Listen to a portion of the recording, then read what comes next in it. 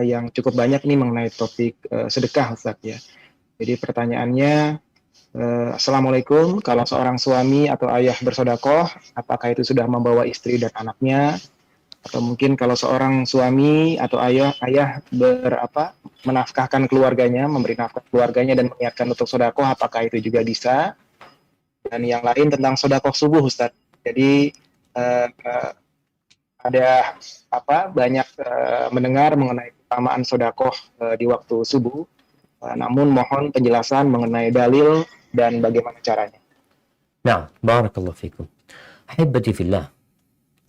Yang pertama kita tahu kalau orang tua itu baik, seorang suami, seorang bapak itu soleh. Insya Allah kesolehannya itu akan berdampak kepada keluarganya. Allah akan menjaga istrinya, Allah akan menjaga anak-anaknya.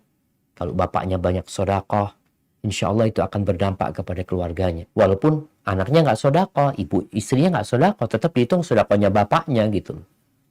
Bagaimana cerita di surat Al-Kahf tentang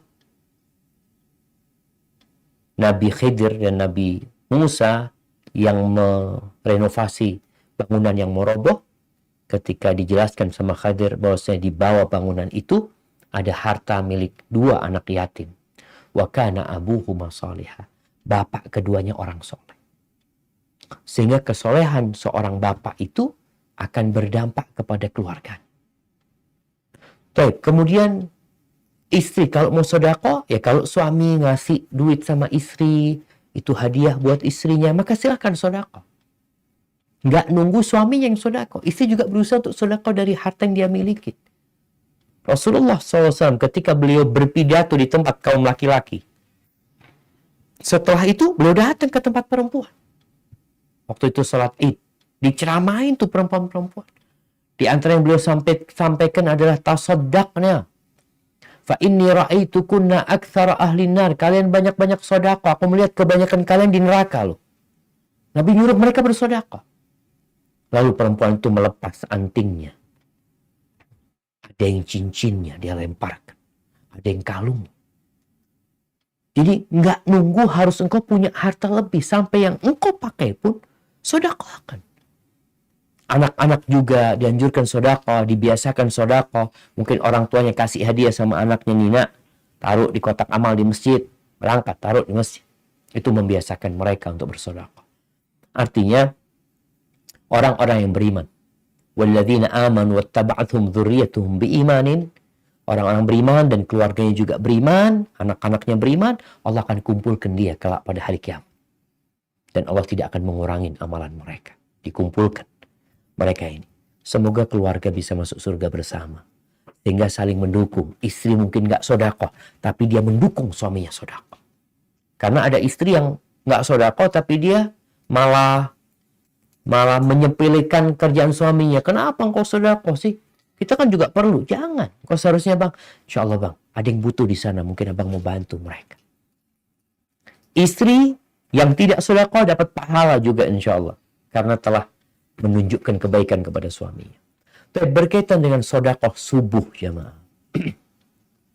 Ya mungkin ada beberapa ustadz yang menjelaskan keutamaan sodakoh subuh. Apa sih dalilnya?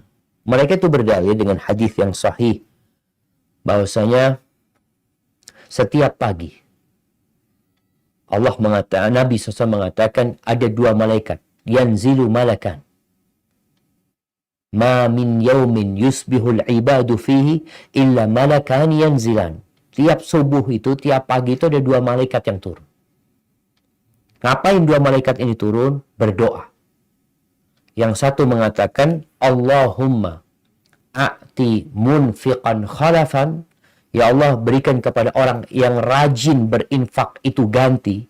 Wa a'ti mumsikan talafan. Berikan kepada orang yang bakhil kehancuran di hartanya. Dari sinilah sebagian ustadz berpendapat dianjurkan sedekah subuh. Tapi wallahu a'lam bishawab, setelah ana membaca beberapa penjelasan para ulama tentang hadis ini, nggak ada kaitannya dengan sedekah subuh sama sekali.